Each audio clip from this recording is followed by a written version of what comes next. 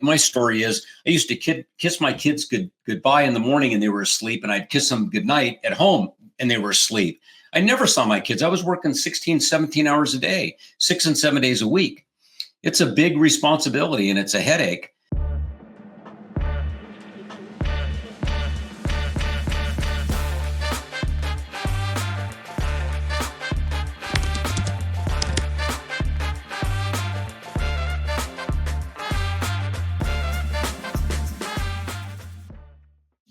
All right, guys, I'm excited for this episode, this podcast. I have got a gentleman with us today. I'm so grateful, Stu Brodie, you had time for us today. You guys are going to love this man and what he has to say. I know, because every time I get to be around him, I get nuggets, I get information that has helped us build our business. That's what this thing's all about. So, Stu, welcome to the podcast.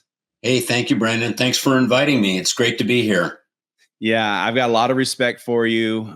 You've got more experience than I have in the profession of network marketing. You've been successful a couple times that I know of, at least to what I view success. Everybody has a different view of what success is in network marketing. And so for that reason, I know it wasn't a mistake or you didn't get lucky. There's some skills there. There's some knowledge there in what you've done. So give everybody a little bit of background about Stu Brodie. Where were you born? Where do you come from? A little bit of your parents, your schooling. Yeah, I was born and raised in Los Angeles, California, and was a horrible student. I was ADD and dyslexic, and nobody really diagnosed me. So school was difficult for me. I was always playing around, messing around. At the age of 14, my dad passed away of a massive heart attack. My mom remarried a year later. We moved to Palm Springs, California, which was horrible. Just completely uprooted from all my friends. But when my dad died, I kind of really started going off the rails.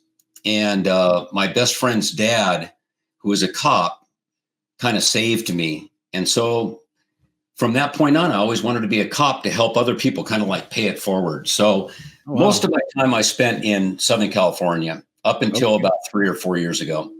Okay. All right. I think there's something to be said for grades. I don't know. I consider myself a bad student because I didn't give it much attention. I didn't like school. If I got a C, it was time to celebrate. Me too. Yeah. Same here. Yeah. Yeah. What's funny though, is that as I got older, and once I graduated from high school, I ended up going to a junior college and I kind of started excelling, and I got into the University of California at Riverside, pre-med. I was a pre-med major. So, things kind of changed a little bit. I ended up getting a bachelor's degree, but during that time, I was still struggling, and a friend of mine called me and asked me if I wanted to come back to Palm Springs and get into real estate. So I did that. I quit school at that time, finished school later, and got into real estate. I was probably about 21 or 22 at the time. So you were in Palm Springs. You went back to LA? And no, I went back. I went to University of California at Riverside, which was Riverside, California. Okay. And then I was there for about a year and a half, and he called me and said, "Hey, you want to get into real estate?" And I said, "Why not?" Yeah, sure. Okay. All right. So how long were you in real estate? Quite a while. I mean, not at that time. I was in real estate at that time for about 3 years. And then this friend of mine, whose dad was the cop, called me and said they're hiring short guys in San Diego on the sheriff's department. So I packed up all my stuff and went to San Diego and became a sheriff's deputy. And that was 1974. Okay. Yeah. Right. So I was a cop for about 5 years. All right. So you, when you were in real estate, was that 100% commission based? Yes, 100%. And what was that like going at that age, going 100% commission based? Because obviously as a law enforcement, that's salary based. So what was that transition like going to commissions? I guess as an example, I'd say taking freezing water and throwing it on yourself. It was a wild experience, that's for sure. But I mean, What did it teach you? What did it teach you? Yeah, a lot of self-discipline, hard work, making contacts all the time. Fortunately, I was in an environment where we were selling condominiums. And so it was kind of almost a built-in situation where the developer was doing advertising. We were just kind of hosting the people that came in. And so those were pretty much lay down sales, but I was working outside that environment as well. But it was a real awakening for me in having to make sure that I kept enough money on the side for those lean times when I didn't sell anything. It was really a good experience for me.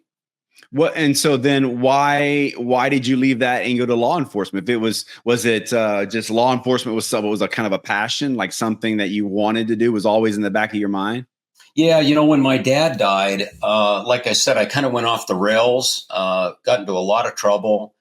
And this cop, which was my best friend's dad, he kind of became a mentor and a coach and kind of helped me through those times.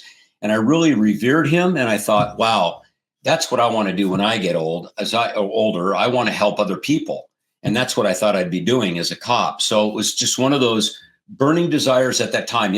Sometimes, people that are raised by their dad and he's a dentist or whatever, an electrician, you kind of follow in those footsteps. So I kind of followed in his footsteps. Yeah. I can respect that. Obviously I had a father. I watched what he did. And now I've been a father now. My oldest is 19.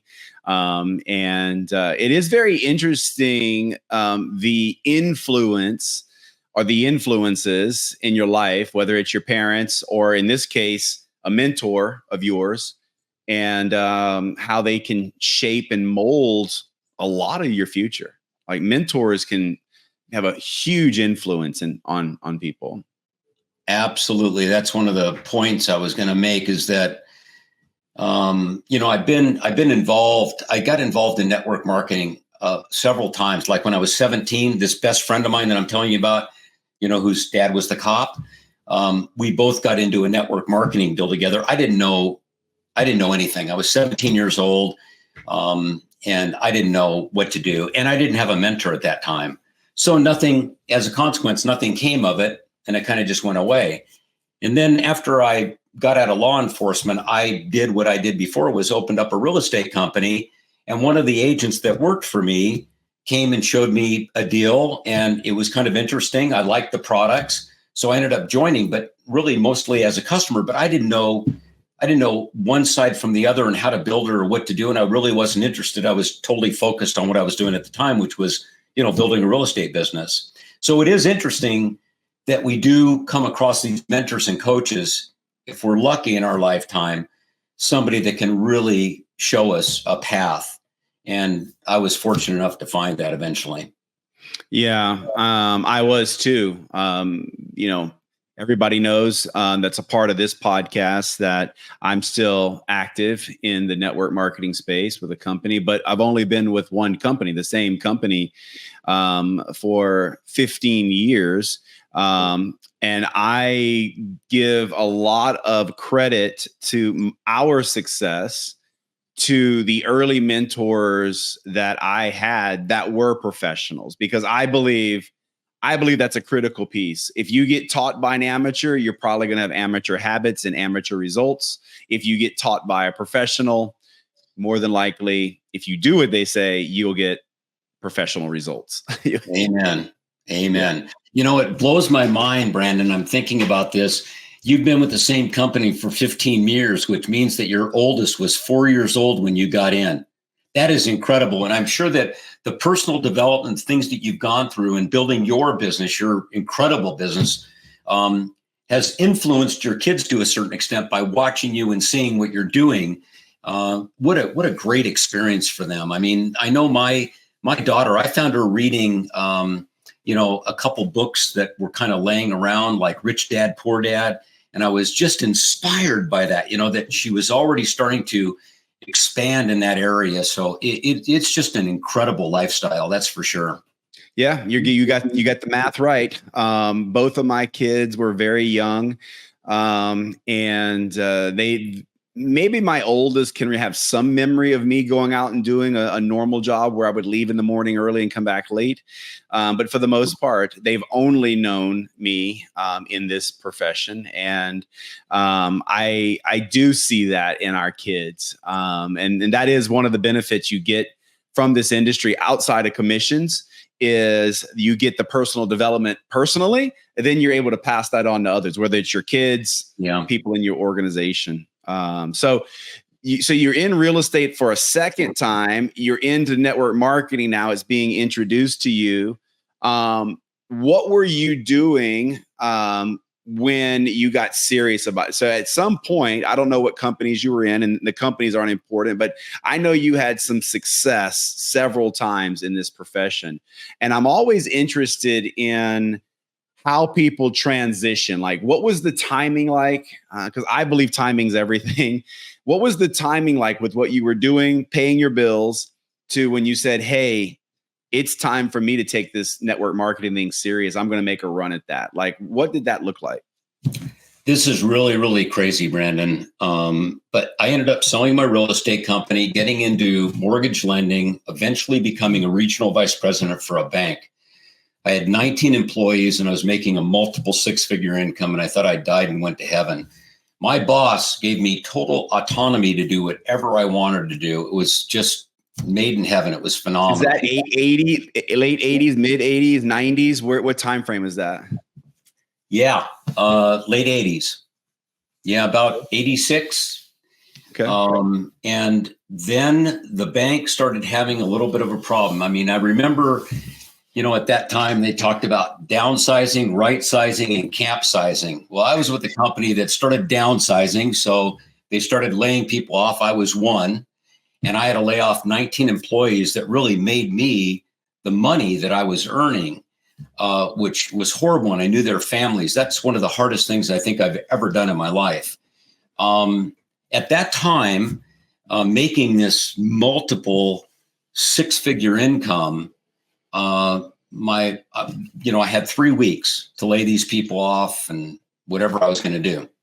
And I didn't know what I was going to do.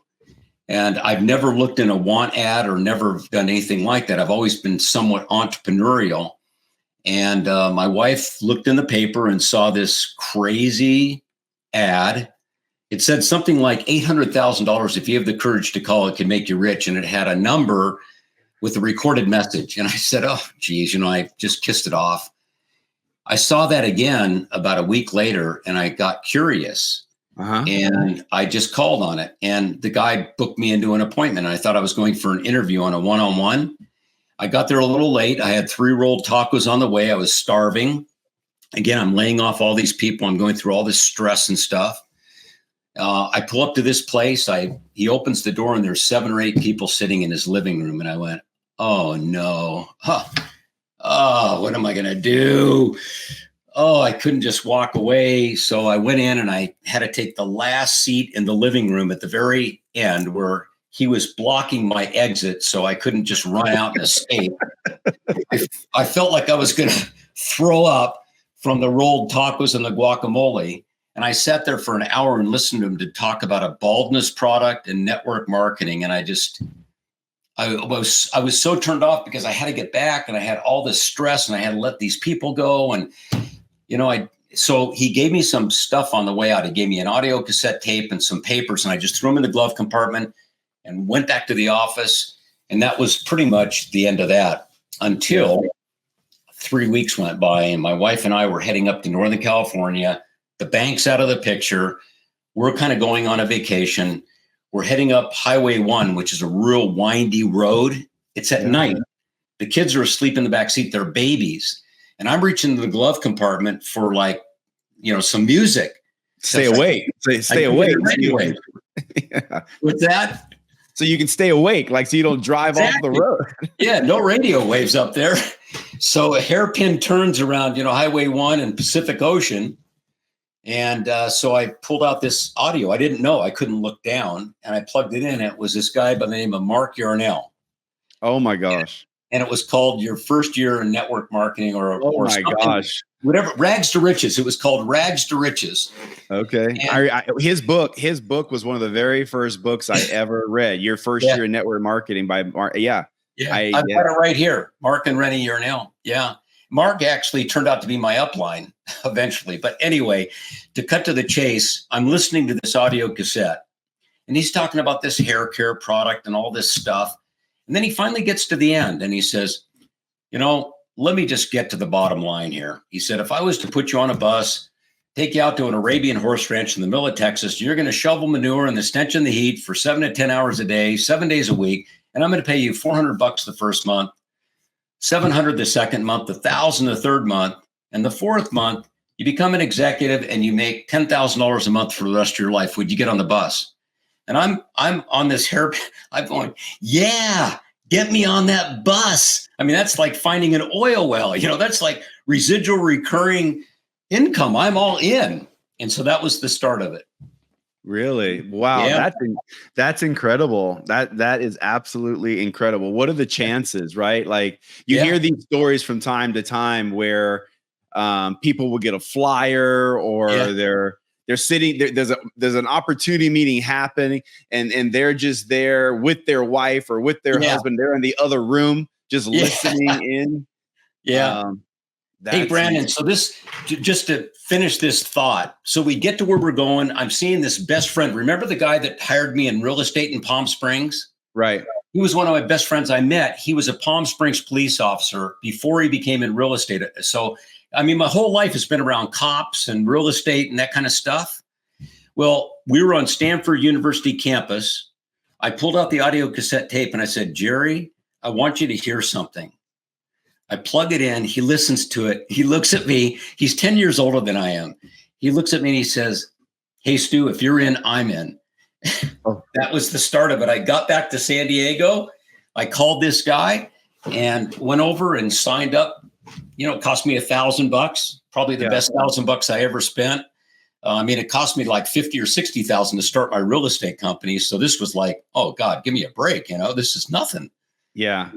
Okay. So this has just opened me up to some questions that, so this is great. This is fantastic. Knowing based on what you just said, we call that video we call that audio cassette a tool. Like that's a tool in the industry. Yep. We just heard what a tool did for you. It brought you into this industry. Yeah. Give us, I want your opinions on tools. How important are tools to someone's success? Or talk about tools to me for a little bit. How important tools have been in your business? Absolutely critical. In fact, when I got started in that first real company, I was in some other ones, but I didn't know what I was doing. But I had a great guy that was a mentor. He was unbelievable. He was selling partnerships in oil wells in Colorado. And ended up, during the oil crunch, went bankrupt. But anyway, the guy knew business. And so I signed up and I've got all this hair care product and stuff like that. And as you know, I don't have any hair. I was losing it back then. And my wife, I come home with all these hair care products. She goes, what are you doing? You're out here flipping mine. And I was shell shocked. I didn't do anything. 3 weeks later, he calls me up. Follow up, really critical. I'm going to talk about tools in a second, but follow up is absolutely critical. So he calls me up and he leaves a message. I'm not going to answer the phone. He says something like this, Stu, you've probably fallen into the black hole of network marketing. When you decide to come up for a breath of fresh air, let me know. And I was not going back to corporate America. I didn't know what I was to do. I didn't know anything about what I was. So anyway, I called him back and he got me started. And so we started using that tool, the audio cassette tapes, and I started mailing them out to people. And then it became video tools. That was when VCRs started really first coming out. I have used tools. One of the other tools that really captivated me was once I heard the audio cassette tape, And once I got to the destination where I wasn't on that hairpin turn and it wasn't at night, I looked at the papers that he gave me. And back then, you can't do this today, but back then they were copying people's checks. Oh, and there yeah. was a check for $500,000 for 1 month. And wow. I said, hey, if this guy can make 500 grand a month, I should be able to make 15 or 20, Yeah. And so that's another tool that they used. But, we've got our income, in the company that I am in, we've got an income disclosure. Most network marketing companies have an income disclosure agreements or, disclosures where you can see what people are making. So that was kind of like the beginning. But I use a lot of tools. I use a lot of videos. I use online stuff. There's a lot. You think tools are still critical today, like in today's network marketing or feel like, because we know social media is what it is. It's changed a lot of things about not just network marketing. Social media has changed a lot of things about the whole world. Yeah. Well, it's third-party validation. I mean, you might want to use a team member as a third-party validation, but it's a third-party validation if you have something that is, you got to find out what somebody's hot button is, and you try to match that up with the tools that you have. And companies have a lot of tools today. So yeah, tools are absolutely 100% critical. As far as follow-up, you could send somebody says, no, I'm not ready right now. That's great. Do you mind if I, follow up with you once in a while and just let you know how I'm doing? And most people say, sure, yeah, no problem, because you let them off the hook. So you send them a tool every month, once a month, just follow up. Yeah, I was thinking about it, and I got a tool for you. I don't know if I got the words exactly, but that voicemail, I can hear it like, hey, Stu, I think you've fallen into the black hole of network marketing. And when you're ready to come up for some fresh air, give me a call. Yeah. Hey, that is brilliant wordsmithing. Yeah. That is brilliant. Listen, Lynette and I, similar path. It was a tool that really, so we were introduced to network marketing through a video. A relative reached out to us, but I didn't say yes right away. I decided it wasn't the right time, and she kept following up. But here's what got me to pay attention is she mailed a magazine that this company had it was in magazine form, but it was really like a showcase for this company, right? And my wife is trying to get me to watch the video. I'm going to just spill the beans here. Just two guys talking, right? Yeah. And my wife could not get me to watch the video. Like, I just didn't want to, because our debacle financially was in 2008, 2009 with real estate. And that's when I was being asked to watch this video. And so my wife had this magazine, and she would put it in the bathroom next to the toilet. She's smart. I love her. She's smart. That's great. And she removed all the other magazines. Yeah. This was before cell phones. I think cell phones were just becoming a thing. There were cell phones, but not like we have today. So anyway, it was an article in that magazine. I saw these two guys that just looked like normal guys. They didn't look like network marketing, city slickers, seller slicker guys. And I'm like, if these guys, and I think the article said they were making like 20 grand a month. And I was like, okay, if these two guys can make 20 grand a month, I'll watch the video. I love it. Yeah. Yeah. That's what happened. Tools. Yeah. So tell me, when you first got started in network marketing, what I see is that first year is such a critical year for people. It's usually a make or break period of time. Mark Yarnell, your first year in network marketing, that's not a coincidence that he probably wrote a book about your first year. Yeah. What were some of the bigger obstacles? Did you think about quitting in that first year? What were some of the obstacles you faced in that first year? Yeah, I never got started, actually, my first 3 or 4 weeks. My first check was $52. And I was making like a six-figure income, multiple six-figure. I was making in the 80s. In the 80s, that's like a massive check today. Yeah, like $25,000-$30,000 a month, because I was getting paid on net profit of the branch of my region. I was making really big money, and I was busy. So when you said earlier, they may have saw me in the morning when I left, and maybe at night, maybe when I come home. My story is I used to kiss my kids goodbye in the morning, and they were asleep, and I'd kiss them goodnight at home. and they were asleep. I never saw my kids. I was working 16, 17 hours a day, 6 and 7 days a week. It's a big responsibility and it's a headache, and a lot of stress. So, yeah, I mean, the thing is that, I wanted to quit a bunch of times. I mean, there's times when I kind of got knocked off the table. You get rejected. You run into so many different obstacles, but the things that you gain are like self-esteem, self-confidence. You gain discipline and resilience, and you learn how to talk to people and listen to them. And there's so many things that you learn from them. My second check, just like Mark said, was like about $400. And then I became an executive and it was $2,500. And about 15 months later, I was making over $50,000 a month. And that was back then. I mean, that's a long time ago. So what was some of the things, like, do you remember any of the story? Was there ever like a super embarrassing moment or something that made you mad when someone rejected you? Was there ever one of those moments in the beginning where it just really set you back and go like, did I make the right decision? Was there any of those moments or not? Oh, yeah. I mean, I was really embarrassed because here I was, again, ego. I was this regional vice president, making all this money.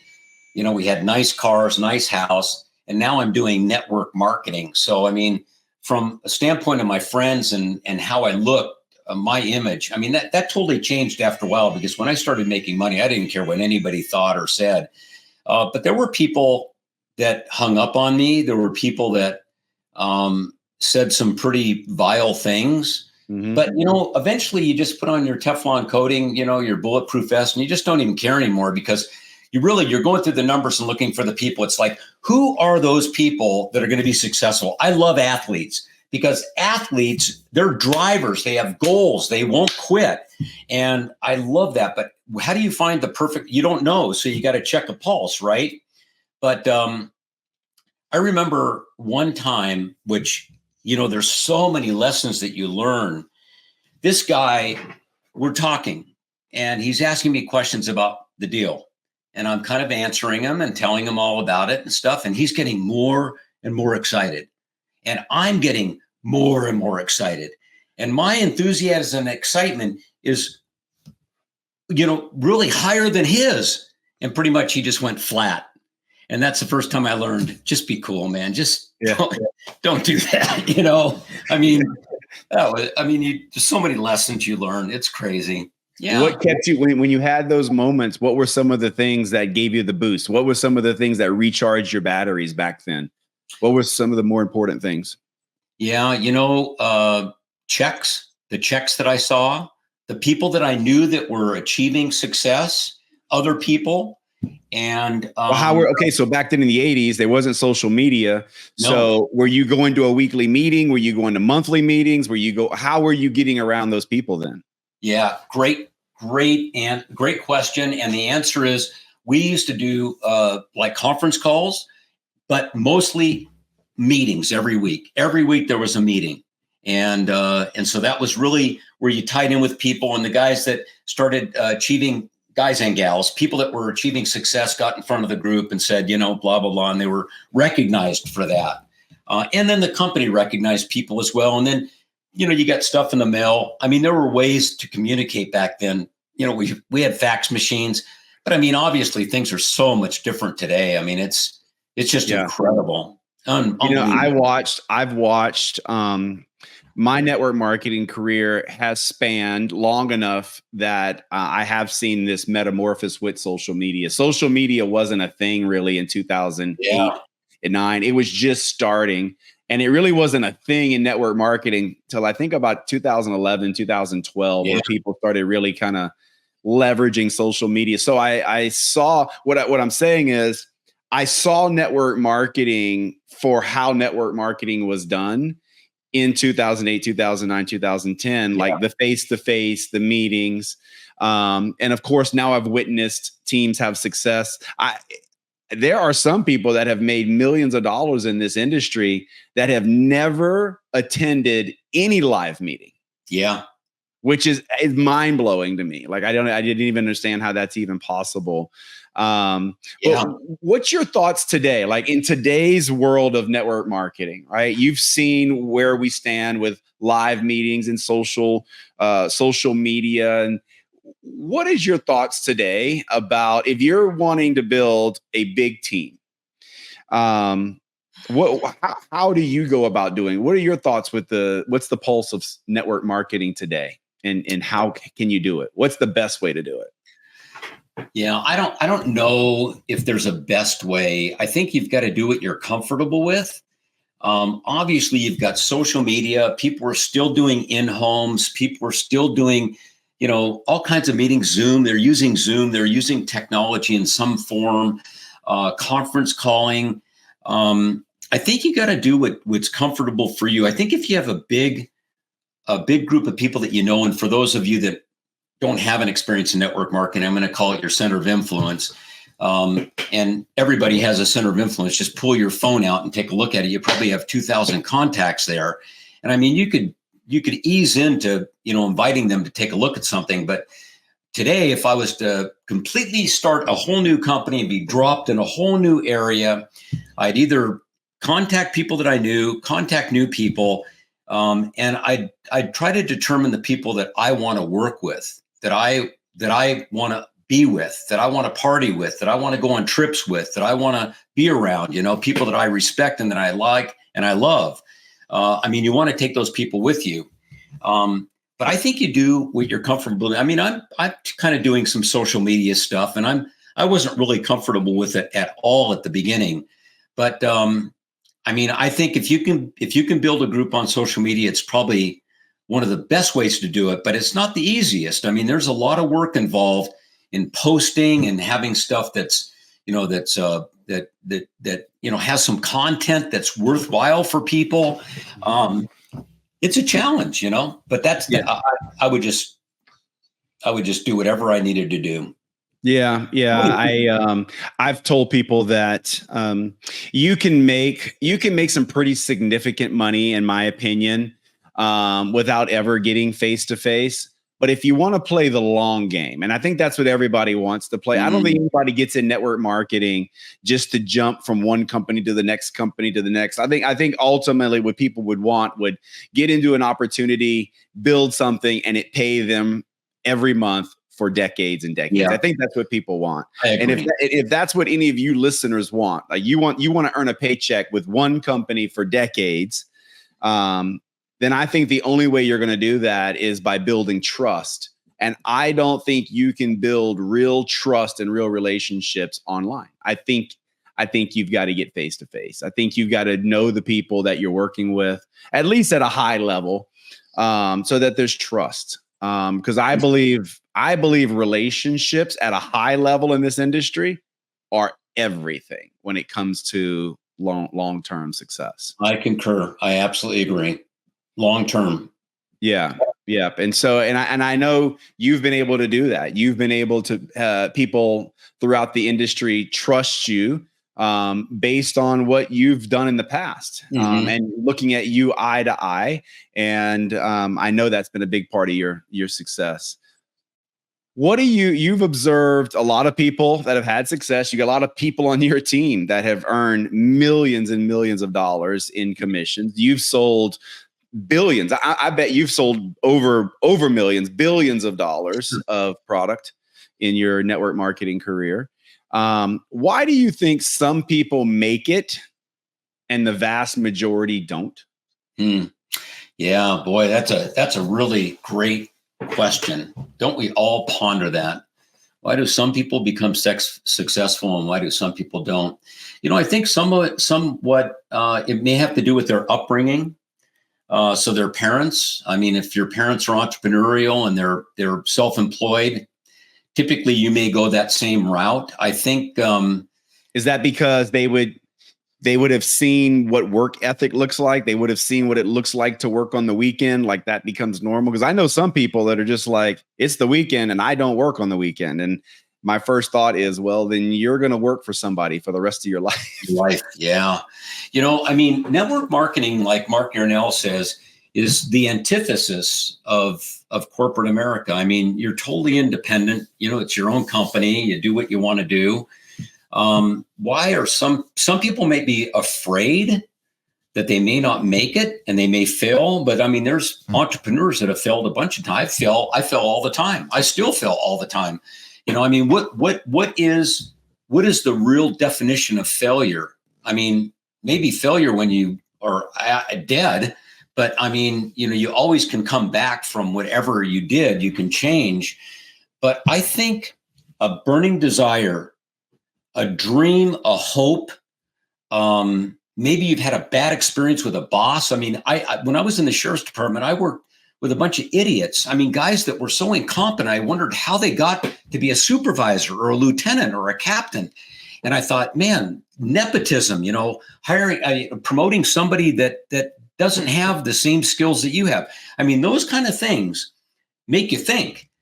So I think a burning desire, a hope for something more in your life, maybe for your family, for your kids, helping other people.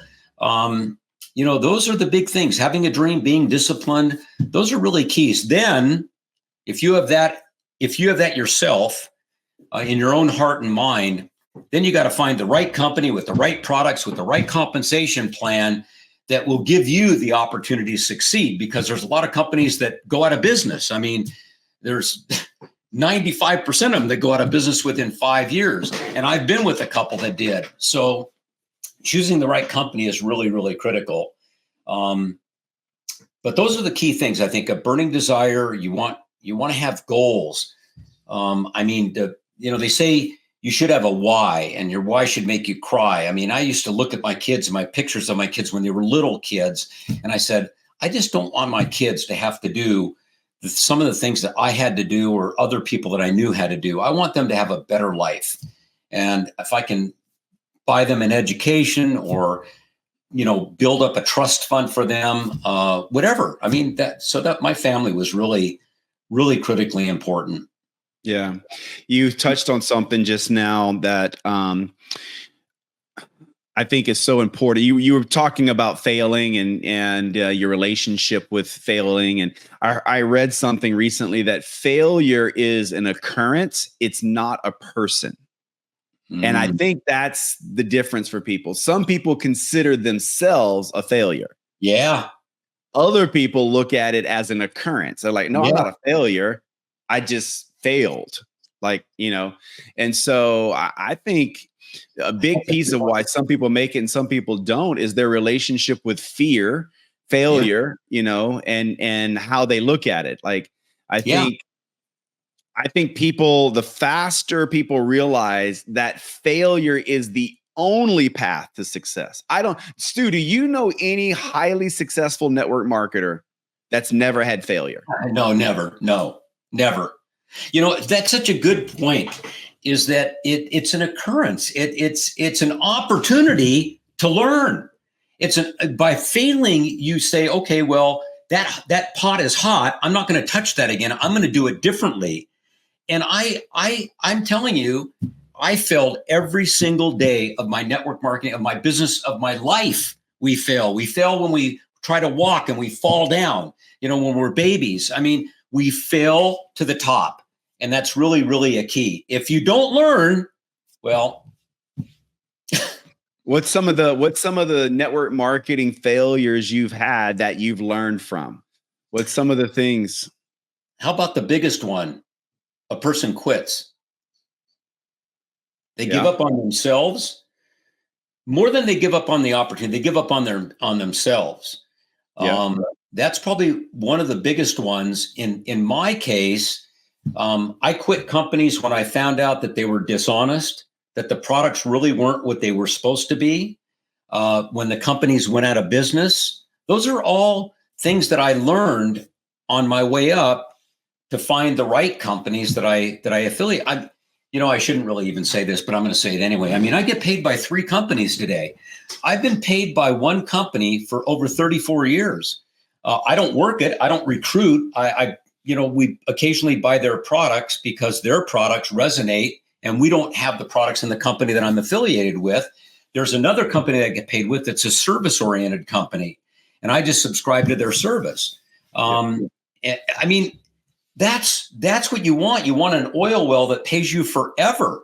And so, along the way, so when you had success at these companies, did you kind of outsmart yourself at times? I know I have. I'm basically asking from my own experience. I've gone through things where, things that stop going the way they were going. So all of a sudden you start changing things. Like, did you ever change things around and then later realize, shouldn't have done that?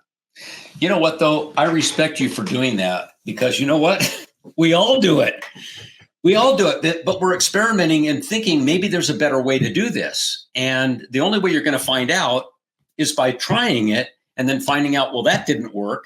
But it shouldn't ever stop anybody from trying different things. I think what you need to do if you're new is find a great mentor, stay on the right track until you become somewhat successful. And then if you want to try other things, you should, but if you gotta be very, very cognizant of the fact that if it's not working, don't keep going down that road, because that's one of those failure lessons. Yeah. I can ask you this question. I can't ask this question of everyone because you've got the experience and you've watched it happen. But so in my case, we were having really rapid success, in comparison to what's normal. We had reached the top rank in the company, by volume in 2 years, by actually achieving it in 4 years. But along the way, there was some things that I started observing in my upline that I just didn't want to do in my, I wanted separation. Like, I didn't want that in my team. Right. But we were plugging into their calls. We were plugging into their trainings. And I knew subconsciously at some point this has got to change. I didn't know when that was going to be. And so I know you witnessed this. Do you kind of give some advice for a leader that's out there that, let's say they're making 10 grand a month. Let's say they're making 20, maybe they're making 30 or 40 grand a month, but they just, maybe they see their leader taking the foot off the gas. Maybe they see their leader sailing off into the sunset. Maybe there's something else. They see the writing on the wall, right? When's the right time to do that? Like, when's the right time to take total control? Is there a right time? Yeah. Hey, Brandon, I'm blown away by your questions, because your questions are based on your experience.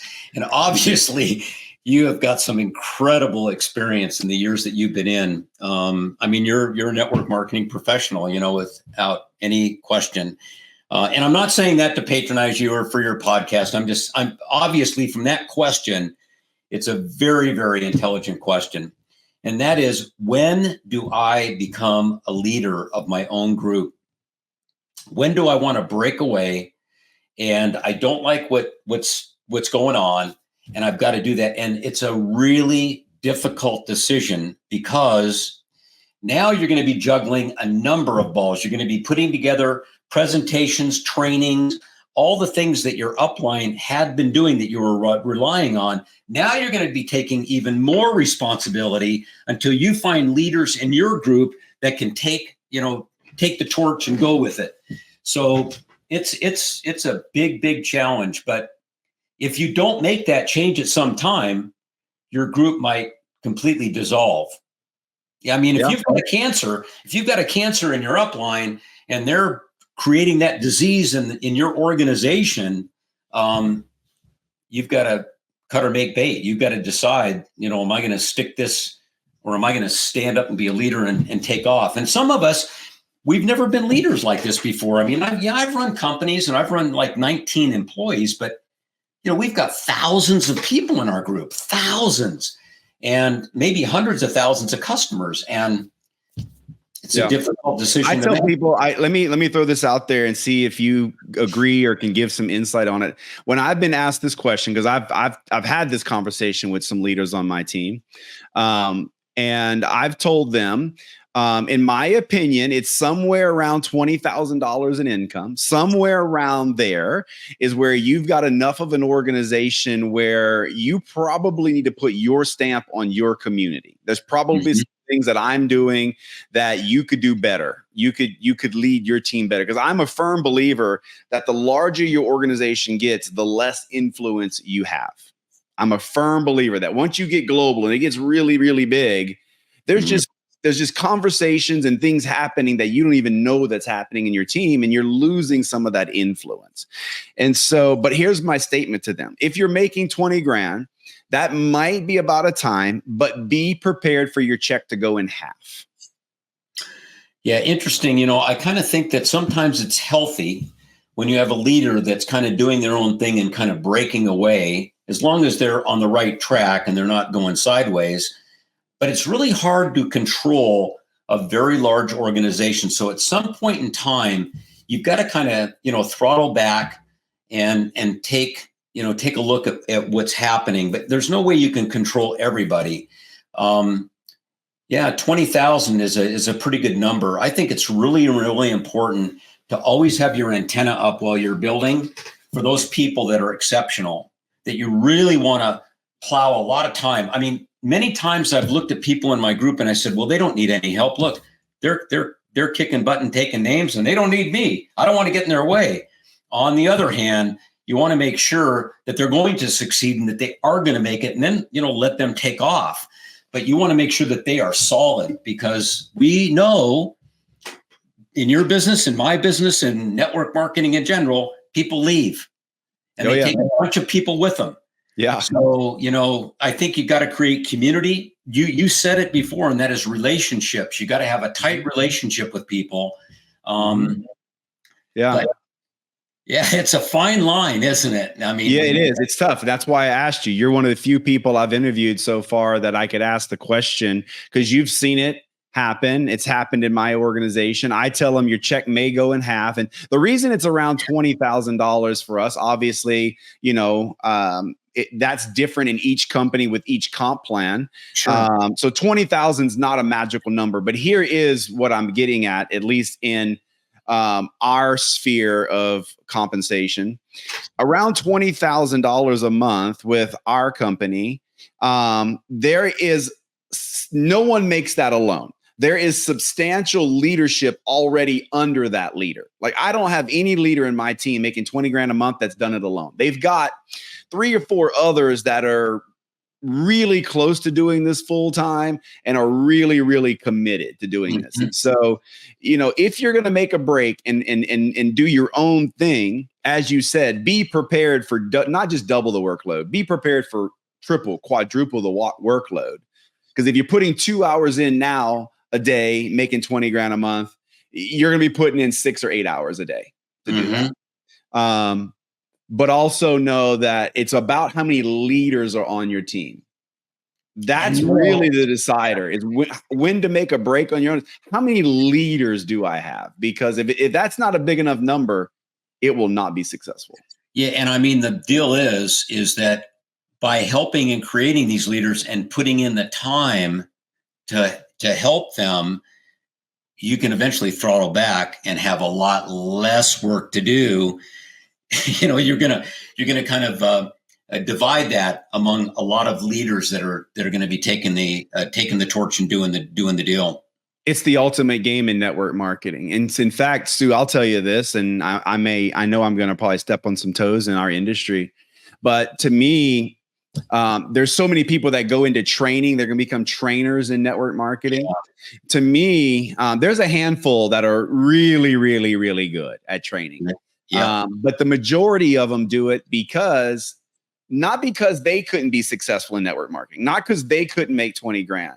It's that because they could never make the leap that you and I are talking about right now. They could never make the leap of building leaders. They could build a team, but they could never make the leap to building leadership that produces the legacy check. And that, to me, is that's the ultimate goal in network marketing, is building leaders in your organization that are happy and thrive and continue to be with you for a long time. And that's hard. That's really hard.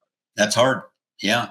But, if you can achieve that, and if you got mentors like you, Brandon, The world is your oyster, baby. I mean, you've done it. You've done it. I've watched you do it. And so let's transition a little bit. You obviously have a unique background coming from banking, the money world. So you have made a lot of money in network marketing. You've seen a lot of people make a lot of money. And one of my big missions with this podcast and what we do at the Freedom Factory is not just helping people make money, but actually helping them get in a better financial position than they were currently in. You and I know lottery winners typically do not end up in a better financial position. Professional athletes do not end up in a better, even though they had the money. So give some advice to the network marketers out there that are starting to go full-time. Maybe they are full-time. Give some basic advice for what they should be doing. Should they have separate bank accounts? Should they give some advice for what you would do or teach to someone that doesn't have the knowledge yet? Yeah, absolutely. Because my background was real estate, I've been acquiring real estate for years, but that's not the only thing that I've acquired, because real estate goes up and down. Over time, it's been excellent. But, as you know, is when interest rates go up, real estate market kind of changes a little bit. But there are other avenues. I've got trust funds for my grandkids. I've got things going on for my two daughters. But I'm really, really super diversified in a lot of different areas. We've got a couple corporations, a couple limited liability corporations. What I started doing, I think, at a younger age, is I started studying the stock market. I already knew somewhat about real estate and leverage. I started learning from other people that were wealthy. I read books. I studied. So, I mean, that's just as important, if not more important. It's one thing to make the money. It's another thing to hold on to it and to have it. And that is absolutely critical. So I've positioned myself so that if anything happened to any of the companies that I'm affiliated with, it's not gonna really affect me that much. I mean, I'd be sad because there's a lot of income, but things happen. So I try to create residual income from different sources, where it's passive income. Now, I got to say that not right away, but eventually, when I started making some substantial money, I started finding financial guys, financial analysts to guide me. I found accountants. I found attorneys. So I have those people to rely on as well. What would you tell someone, because we know there's more credit card debt right now in the world than ever before. So the majority of people that are coming into network marketing are coming with debt. They're coming with credit card debt. So let's assume someone's got, the typical $5,000, $7,000, $20,000 in debt, credit card debt. But now they're making some money in network marketing. Would you say invest that money, or would you say take care of the credit card debt first? Take care of the credit card debt. It's very difficult to make 20 or 30% on your income, yet you're paying 20 to 30% on those credit cards. So pay. Guys, I hope you guys caught that. Yeah. It is extremely hard to make 20% on your money. In order to make 20% on your investments, you're at, in my opinion, high risk. Yeah. High risk investments, right? But every month your credit cards are costing you more than 20%. Absolutely. I hope you guys caught what Stu just said. It's about numbers. So you got me. Most people, Stu, do you know when I ask people, Stu, how much money are they paying in credit card interest? They don't know. They know the payment, but they don't know the interest that they're paying. Right. And so, definitely pay your credit card debt off. I advise the next thing you do is, once the credit card debt's paid off, you put away what I call the emergency fund bucket, 6 months of living. Yep. Would you do that before you invest? Oh, absolutely. Yeah, absolutely. In fact, I was talking to my financial guy about a year ago, and we were talking about newer people and advice and stuff. And especially in the environment that we're living in now, because a lot of things are uncertain. A lot of people are losing their jobs. A lot of companies are laying off. I mean, big companies, Microsoft, Google, I mean, huge companies. And a lot of companies are going out of business. There's a lot of people that are unemployed. This employment figure that the government gives us is so bogus because it's a lot of part-time employment, not full-time employment. So people aren't being able to make the ends meet. Inflation is like at an all-time high. They don't talk about it because they don't include food or energy, which is your most expensive items. So, there's more delinquency on car loans, on credit cards, on homes right now. So once you get yourself squared away and you have 6 months backup minimum, and you've got your credit card debt paid off, you take as much as you can afford. And instead of spending it, because us consumers are sort of like, we want it right now, immediate gratification. So you've been waiting for that new car or this new thing or that. Just wait and put the money away and pay cash for it. Don't borrow, and start, buying assets that appreciate over time, Yeah. Do you have, what are some of your favorite, you talked about real estate. Do you have some other favorite go-to investments? Is it precious metals? Is it stocks? Is it insurance policies? Do you have another favorite type vehicle to use other than real estate? Yep. All the above. I mean, I'll give you a couple. I mean, I love Bitcoin. I don't have hundreds of thousands of dollars in Bitcoin, but I've got Bitcoin. There's some ETFs out there that, can get into Bitcoin, and it's not really that expensive. It's anywhere from 40 to maybe 55, $60. Can I ask you if that's because of your lack of faith in the US dollar? Yeah.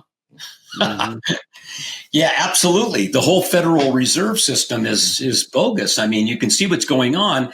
We're $32 trillion in debt, and we're paying $1 trillion about every couple months in interest. We're never, ever going to, it's greater than our GP. It's greater than what we actually are able to earn, our gross national product, GNP. It's unbelievable where we're going. It's inevitable. It's unavoidable. Inevitable. So gold, silver, a couple stocks. I mean, I really like a couple stocks. AI. So I'm heavily involved in Tesla. We happen to have a Tesla, and I love the car. It's like an AI machine on wheels. It's unbelievable what that car can do. So I'm intrigued with I recently just saw an article by Elon Musk. Yeah. I think it was right before their last earnings. And he said that their automotive department will be one of their smallest sources of revenue. Yeah. Because they're really close to releasing like robots that can build things. Yeah. And their energy, their battery energy stuff is like worth $1 trillion. I mean, they're just not valued at. They're not where they should be valued. But I've got some other investments. But I like the stock market, but I don't want to be all involved in the stock market, because if something happens with the Federal Reserve, stock market's going to crash, and I don't want to lose everything. So again, gold, silver, Bitcoin, real estate, art, things like that. Yeah, that's awesome. Diversified. Yeah, that's awesome. That's great. So, my one last question for you: what has network marketing given you outside of the commission check? Yeah, it's given me. I mean, there's people that I've met, Brandon, and I know you have too, that I would have never, ever met in my entire life. I mean, brilliant people, wonderful people. And so by me going out and sponsoring one person, and them sponsoring five, and them sponsoring five, and them sponsoring five, and them sponsoring five, however that works out, and you have thousands of people in your organization, you're going to meet people that are going to change your life. It's kind of like whenever I did a training, people would come up to me and say, thank you. That was great information. So I walk away much, much further enhanced in gratitude of what I took away from that meeting than probably what they got from me. I mean, the people that you meet are indispensable. I mean, they could change your life. And if anything happens, the things that you learn, the tools, there's people that have left our network marketing companies, and they've gone out and they've become successful in other endeavors, whether it be their own business or corporate America, getting promotions. They learned how to sell themselves. They learned how to articulate and communicate. There's so many things that you learn in network marketing besides the money. I mean, it's like Zig Ziglar says, or he used to say, God bless his soul, but he said, money's not everything, but it's up there close to oxygen. And that's the truth. You can never have enough because you can bless and help so many people. It's not just a matter of hoarding it. The more that goes around comes around. So it's been a real blessing, without a question. Yeah, I agree with that 100%. I saw another saying that money can't buy you happiness, but poverty can't either. I love that. That's great. That's for sure. And I've been down and out, a couple times in my life, and it's not a comfortable place to be. That's for sure. And hopefully I'll never be there again. Yeah. Yeah. Well, this has been awesome, Stu. Thank you for your time. I really respect everything you've done, and you've definitely left your mark on network marketing for sure. Still leaving a mark on network marketing. So well, thank you. This has been a real pleasure, and I'm in gratitude to you. This has been a real honor, and it's been fun, talking. Yeah. Maybe down the road we'll have you back. We'll hone in on a specific subject and we kind of dive in a little bit. Maybe we should hone in on that question. When is it time to break off and do your own thing? That one's deep. That one's slippery. That's a slippery slope. That is.